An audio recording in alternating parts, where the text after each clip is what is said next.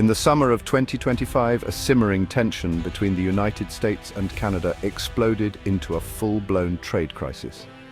This was not just another diplomatic disagreement, it was a confrontation that had been brewing beneath the surface for years, fueled by economic policies and political rhetoric that had grown increasingly divergent. The trigger, a digital tax dispute that threatened to unravel decades of cooperation and put millions of jobs at risk. The digital economy had become a battleground, with both nations vying for control over the lucrative tech sector. The stakes were high, and the potential fallout was enormous.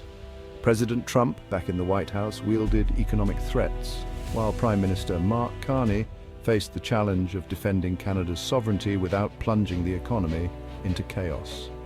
Both leaders were under immense pressure from their respective governments and citizens, each demanding a resolution that would favor their national interests. News channels buzzed, markets trembled, and border communities braced for impact.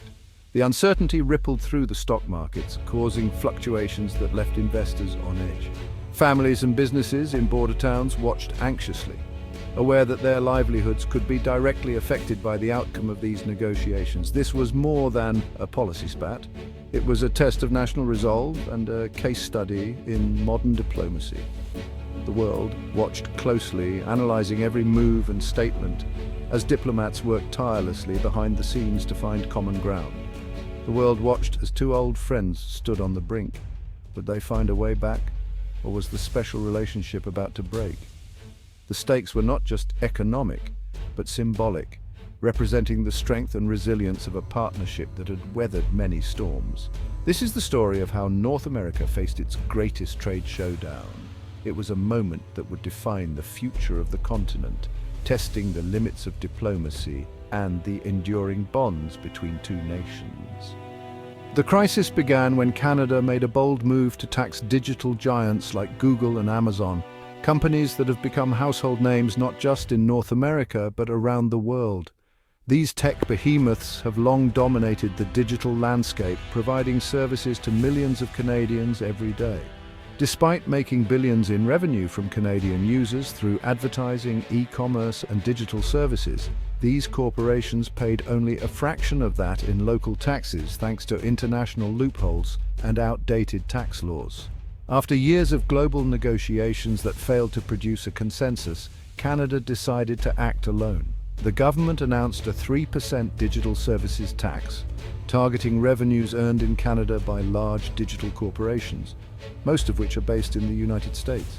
Finance Minister Chrystia Freeland stood firm, stating, "We expect multinational corporations to pay their fair share." She argued that the new tax was about fairness and ensuring that Canadian businesses and workers weren't at a disadvantage. But Washington saw things very differently. US officials viewed the tax as a direct attack on American companies and a violation of established trade norms, raising concerns about discrimination against US firms.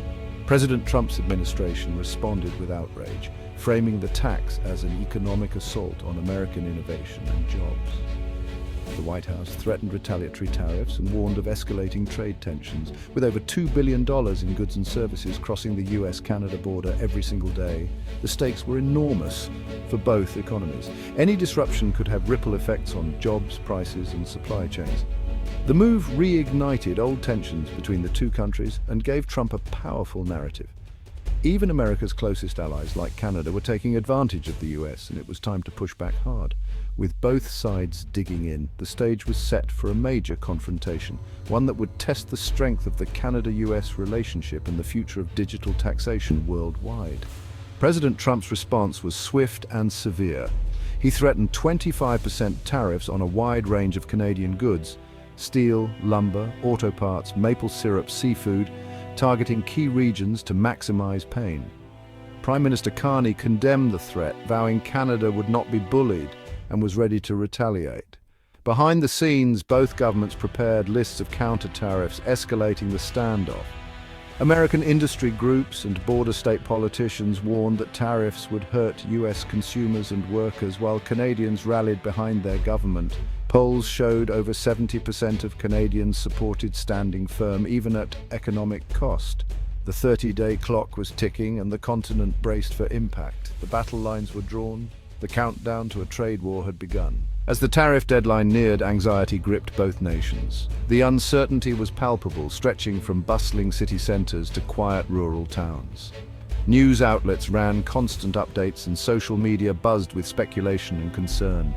Canadian workers in auto, lumber and agriculture feared layoffs and lost orders. For many, these industries weren't just jobs, they were lifelines for entire communities.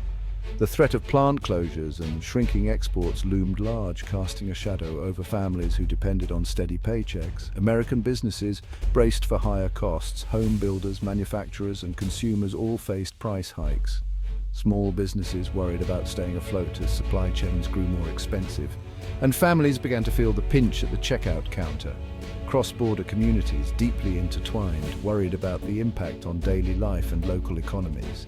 Friends, relatives, and business partners who lived on opposite sides of the border suddenly faced an uncertain future with traditions and livelihoods at risk. Local leaders pleaded for a solution, warning that tariffs would devastate jobs and relationships built over generations. They spoke passionately at town halls and in the media, urging national governments to remember the human faces behind the numbers. Economists projected a trade war could push Canada into recession and cost over 100,000 US jobs, especially in northern states. The ripple effects, they warned, could extend far beyond the border, affecting global supply chains and investor confidence. The price of groceries, cars, and homes was set to rise. Everyday essentials, from food to fuel, would become more expensive, squeezing household budgets and forcing tough choices for millions. The crisis was no longer abstract. It was personal, immediate, and potentially devastating. Families gathered around dinner tables discussing how to cope. Business owners faced the prospect of layoffs or closure, and workers feared for their futures. The pressure on leaders to find an off-ramp was immense. Behind closed doors, negotiators worked late into the night, searching for common ground and a way to avert disaster. The human cost felt inevitable. For many, the fear of losing homes, jobs, and stability was becoming a harsh reality, with the threat of long-term hardship looming. The continent stood at a crossroads. The decisions made in the coming days would shape not just economies, but the lives and futures of millions on both sides of the border. Under pressure, Prime Minister Carney launched a bold strategic campaign, Carney's Gambit. Instead of confronting Trump directly, Canada targeted US state capitals, industry groups, and local leaders, showing how tariffs would hurt American jobs and businesses. Ministers met with governors, business owners, and unions, building a coalition of American voices against the tariffs. A digital ad campaign told stories of shared prosperity, like a Vermont brewer relying on Canadian barley. Quietly, Canada prepared its own retaliatory tariffs, targeting key US political districts. These measures were shared discreetly, signaling strength but a preference for negotiation. The message Canada would not be pushed around, but sought a solution.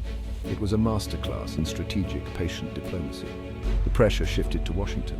The world watched as the US-Canada dispute threatened global stability. The European Union and other allies urged restraint, fearing a blow to the rules-based order. Middle powers like Australia and Japan saw Canada's stand as a test case for dealing with superpowers. Financial markets wobbled, commodity prices spiked, and global supply chains braced for disruption. China and Russia seized the moment, portraying the US as an unreliable partner. The crisis became a global chess match, with Canada's strategy studied by nations everywhere. What began as a bilateral spat now had worldwide implications. The stakes had never been higher. Experts praised Canada's approach as a model of modern diplomacy. By bypassing the White House and appealing to state-level interests, Canada exploited America's decentralized power structure. Prime Minister Carney's calm, measured tone contrasted with Trump's volatility, making it easier for US leaders to side with Canada. Critics warned of risks, fearing Carney was gambling with the economy, but most saw a well-executed plan. Canada's combination of firmness, outreach, and quiet countermeasures changed the political calculus in Washington. The confrontation became a multi-front negotiation, not a one-sided fight. Canada showed that a middle power could stand up to a superpower and have a fighting chance. The world took note. As the tariff deadline loomed, pressure from American businesses and politicians forced a breakthrough. The White House suspended tariffs for 90 days. Canada paused its digital tax for the same period.